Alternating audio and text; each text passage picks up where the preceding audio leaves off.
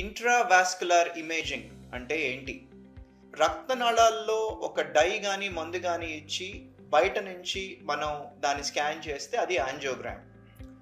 Intravascular imaging అంటే రక్తనాళం లోపల ఒక కెమెరా, లిటరల్గా మీనింగ్ ఏంటంటే ఒక వీడియో కెమెరాని రక్తనాళం లోపల పంపించి లోపల నుంచి దాన్ని స్కాన్ చేసి కరెక్ట్గా బ్లాక్ ఎంత పర్సెంటేజ్ ఉంది, ఆ బ్లాక్ క్వాలిటీస్ ఏంటి, కొవ్వు ఎక్కువ ఉందా, కాల్షియం అనేది ఎక్కువ ఉందా, లేదా ఫైబ్రస్గా గట్టిగా ఉందా, అది మనం డిఫరెన్షియేట్ చేయగలిగింది ఇంట్రావాస్కులర్ ఇమేజింగ్తో.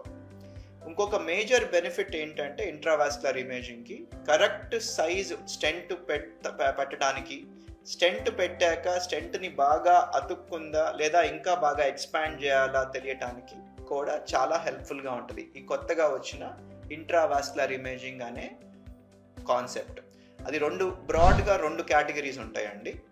ఓసిటి, ఆప్టికల్ కొహరెన్స్ టోమోగ్రఫీ, లేదా ఐవస్, ఇంట్రావాస్కులర్ అల్ట్రాసౌండ్.